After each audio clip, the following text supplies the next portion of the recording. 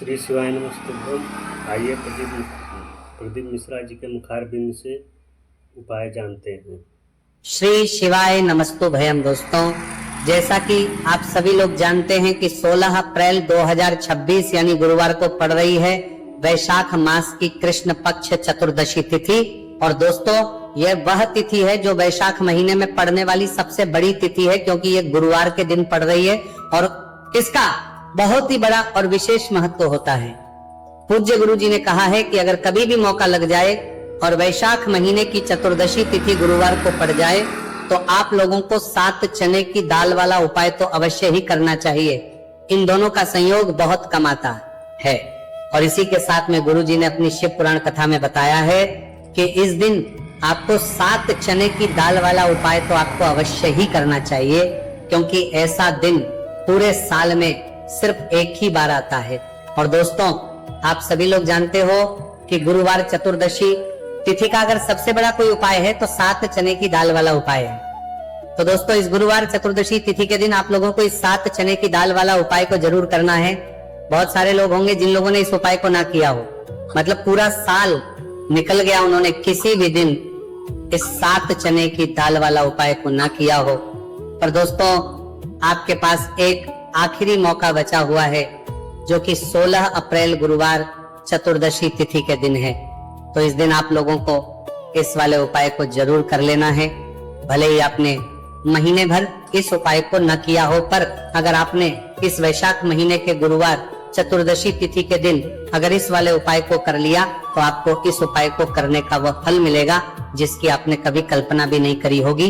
इसीलिए आप लोग इस वाले उपाय को एक बार जरूर कर लेना है, ताकि आप लोगों के हाथ से ये मौका ना जा सके और आपको इस उपाय को करने का फल मिल सके। दोस्तों, ये उपाय पंडित जी ने अपनी अभी की ही श्री शिव पुराण की कथा में बताया है, जिस उपाय को आज हम आपको बहुत अच्छे से समझाने वाले हैं।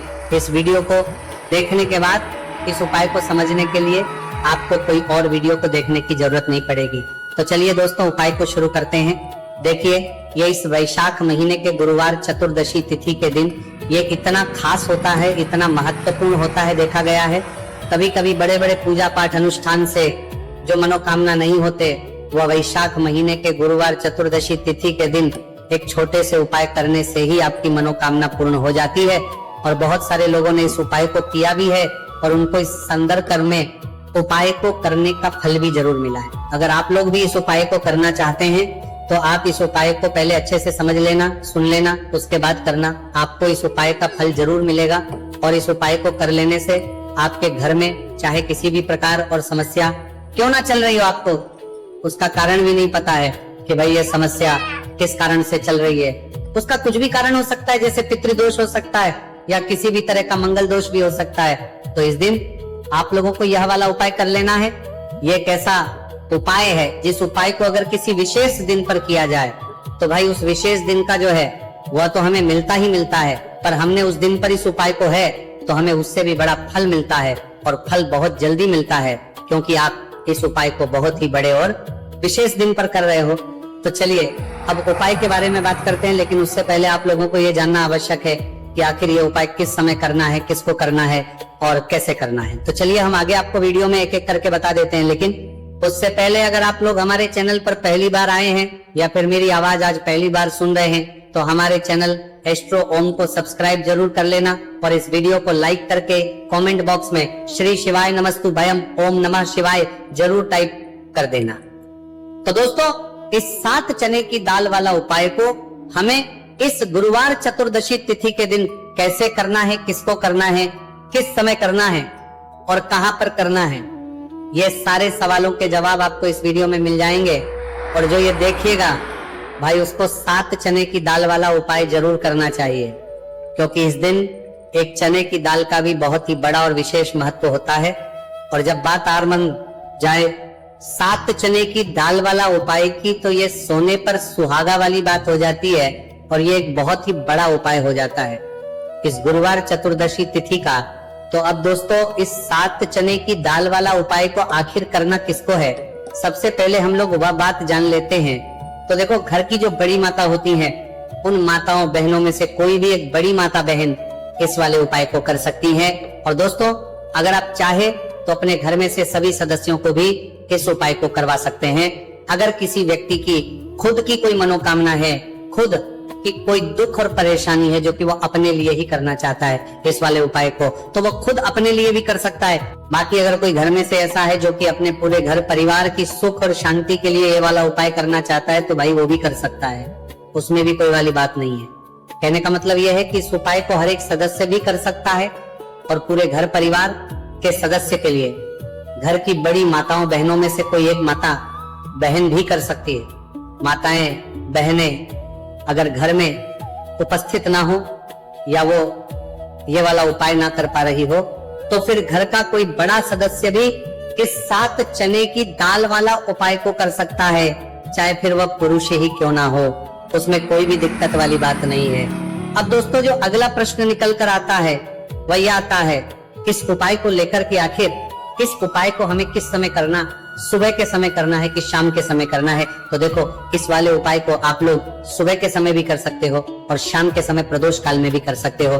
अब अगर आप पूछो कि भाई सब सबसे उत्तम समय कौन सा रहेगा इस 7 चने की दाल वाला उपाय को करने का, तो हम आपसे बस यही कहेंगे कि इस उपाय को आप सुबह के समय करेंगे तो ज्यादा बेहतर होगा। बाकी अगर प्रदोष काल शाम के समय भी करेंगे तो भी अच्छा होगा, उसमें कोई भी दिक्कत वाली बात नहीं है। तो अब दोस्तों जो अगली सबसे बड़ी और महत्वपूर्ण बात आती है वह ये आती है कि सुबह अगर हम उपाय को करेंगे तो हमें कितने बजे से लेकर कितने बजे तक के बीच में करना है, और शाम के समय प्रदोष काल में करेंगे तो हमें कितने बजे से लेकर कितने बजे के बीच में करना है। तो देखो, सुबह जितनी जल्दी हो सके आप उपाय को करने की कोशिश करना। बाकी अगर किसी कारणवश लेट भी हो जाओ, थोड़ी देर भी हो जाए, तो 10 या 11 बजे तक भी आप कर लेना, पर 12 बजे से ज्यादा देरी ना हो, ठीक है? इस बात का ध्यान रखना। उसके बाद में दोस्तों अगर शाम के समय प्रदोष काल की बात करें, प्रदोष काल का जो समय है होता है वो शाम के 6 बजे से शुरू हो जाता है। मतलब शाम के 6 बजे से लेकर 7 बजे के बीच का जो समय होता है, यह समय प्रदोष काल का समय होता है। तो आप इस उपाय को 7 या 8 बजे के बीच में भी कर सकते हो। मतलब शाम के 6 बजे से 8 बजे के बीच में आप कभी भी इस वाले उपाय को कर सकते हो, उसमें कोई भी दिक्कत वाली बात नहीं। देखिए, गुरु बृहस्पति को मजबूत करने से हमें हमारे जीवन में सफलता की प्राप्ति होती है। यदि हमारा किसी भी प्रकार का कार्य अटक रहा है, परिपूर्ण ही नहीं हो पा रहा है, तो हमें अपने गुरु ग्रह को मजबूत करना बहुत अधिक आवश्यक होता है। देखिए, जब भी आपको ऐसा लगने लगे कि आपका जो जीवन है बहुत ही ज्यादा दुर्भाग्य के साथ बीत है, आपके कोई भी कार्य सिद्ध नहीं हो पा रहे हैं, तो जीवन में दुर्भाग्य को सौभाग्य में बदलने के लिए आपको यह चमत्कारिक उपाय करने चाहिए। तो गुरुवार की जो ये चतुर्दशी तिथि है आपके जीवन से सारे दुर्भाग्य को दूर करने वाली है। देखिए, यदि आपका गुरु ग्रह मजबूत नहीं है, गुरु ग्रह से जुड़ी किसी भी प्रकार की समस्या है, तब भी आपको यह उपाय करना चाहिए। आपके विवाह से जुड़ी किसी भी प्रकार की परेशानी है, बुद्धि ज्ञान और विवेक से जुड़ी किसी भी प्रकार की समस्या है, साथ ही साथ जीवन में सौभाग्य की प्राप्ति करना हो, जीवन से दुर्भाग्य को दूर करना हो और जीवन में यदि सफलता की प्राप्ति करना हो, तो आपको ये चमत्कारिक उपाय जरूर करने हैं। देखिए, आज के इस पूरे वीडियो में हम आपको 3 महा उपाय बताने वाले हैं और ये तीनों ही उपाय आपके जीवन की सारी समस्याओं को समाप्त करने वाले हैं। तो चलिए दोस्तों, जान लेते हैं विशेष उपाय के बारे में। देखिए, इस उपाय को करने के लिए आपको मात्र 7 चने की दाल लेनी होगी, यानी कि आपको 7 चने की दाल लेनी होगी। देखिए, चने की दाल जब भी आप लेंगे तो ये कहीं से भी टूटी हुई भी खंडित नहीं होनी चाहिए, इस बात का आपको विशेषकर ध्यान रखना है। इसी के साथ में आपको एक तांबे के पात्र के अंदर शुद्ध जल लेना होगा और इसी के साथ में आपको एक स्टील की कटोरी लेनी होगी जिसमें आपको शुद्ध जल लेना है। इसी कटोरी के अंदर आपको 1 से 2 गुड़ के टुकड़े भी डाल देने हैं, यानी कि आपको गुड़ वाला जल तैयार कर लेना है। अब इन तीनों ही सामग्रियों को लेकर के आपको पहुंचना है भगवान शिव के मंदिर में। देखिए दोस्तों, ये जो उपाय है आप इस गुरुवार चतुर्दशी तिथि के दिन सुबह से लेकर के शाम तक किसी भी समय में कर सकते हैं। देखिए दोस्तों, सबसे पहले तो आपके पास जो 7 चने की दाल है, इसे आपको जो आपने गुड़ वाला जल तैयार किया है उसमें आपको डालनी है। आप 7 चने की दाल भी ले सकते हैं, 11 चने की दाल भी ले सकते हैं, 21 भी ले सकते हैं, और यदि आप 41 चने की दाल लेते हैं तो बहुत ही शुभ होता है। तो आपके पास जितनी भी चने की दाल है, सबसे पहले तो आपको उसे गुड़ वाले जल के अंदर डाल देनी है। अब देखिए दोस्तों, आपके पास जो एक लोटा शुद्ध जल है, इसमें से थोड़ा सा जल सबसे पहले आपको भगवान शिव की शिवलिंग के सीधे तरफ जहां गणेश जी का स्थान होता है वहां पर आपको अर्पित करना है। फिर थोड़ा सा जल श्री कार्तिकेय जी वाले स्थान पर अर्पित करना है। फिर आपको थोड़ा सा जल माता अशोक सुंदरी वाले सन पर अर्पित करना है। फिर आपको थोड़ा सा जल माता पार्वती के हस्तकमल यानी कि कटी वाले भाग पर अर्पित करना है। और अंत में आपको थोड़ा सा जल भगवान शिव के शिवलिंग पर भी अर्पित कर देना है। और उस पात्र के अंदर आपको थोड़ा सा जल और शेष बचा लेना है, यानी कि पांचों ही स्थान पर थोड़ा थोड़ा जल अर्पित करने के बाद अंत में शेष जल और उस पात्र के अंदर आपको बचा लेना है।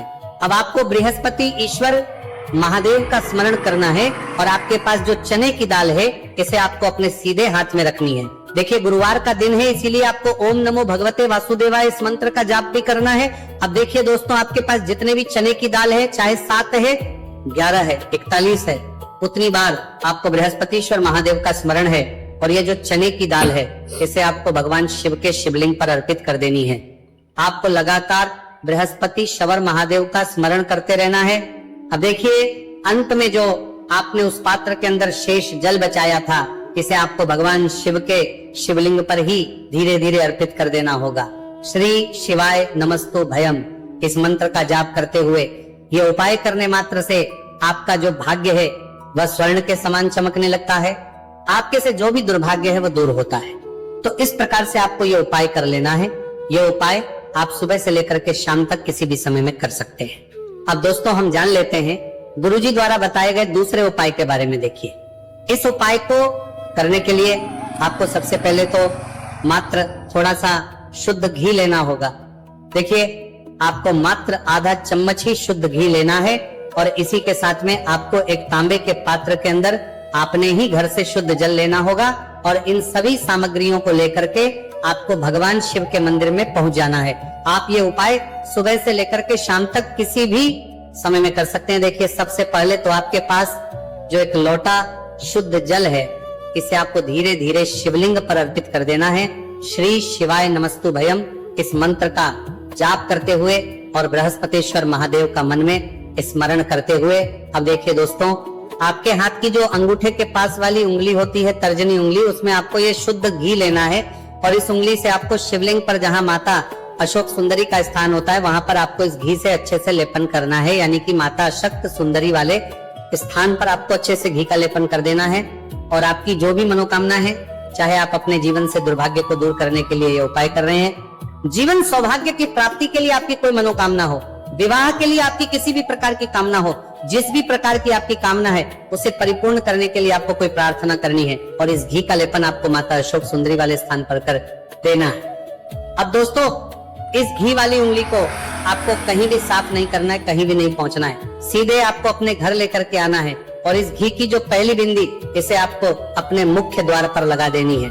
और इस घी की बिंदी आप अपने घर में जहां भी आप धन रखते हैं वहां पर भी लगा सकते हैं। आपके घर में जहां कहीं भी रसोई घर है वहां पर भी आप इस घी की बिंदी को लगा सकते हैं। तो 3 जगह आप इस घी की बिंदी को लगा सकते हैं। आपके घर में कभी भी अन्न और धन की कमी नहीं होगी और आपके घर में जो भी क्लेश होगा वो भी समाप्त हो जाएगा। तो इस प्रकार से आपको दुर्भाग्य को दूर के लिए दूसरा उपाय करना है। तो चलिए दोस्तों, अब हम जान लेते हैं तीसरे विशेष और अंतिम उपाय के बारे में। देखिए, यह उपाय भी बहुत ही खास है, विशेषकर आपके भाग्य को उदय करने के लिए ये उपाय भी बृहस्पति शवर महादेव का ही होने वाला है। और विशेषकर आपको ये उपाय भी गुरुवार चतुर्दशी तिथि के दिन ही करना है। देखिए, इस उपाय को करने के लिए आपको सबसे पहले तो एक प्यारी सी और सुंदर सी बेलपत्र लेनी होगी। बेलपत्र लेते समय ध्यान रखें कि ये कहीं से भी कटी फटी खंडित नहीं होनी चाहिए। यदि आपको बेलपत्र नहीं मिल पाती है तो आप शिवलिंग पर चढ़ी हुई बेलपत्र को पुनः शुद्ध जल से धो करके उसका उपयोग कर सकते हैं।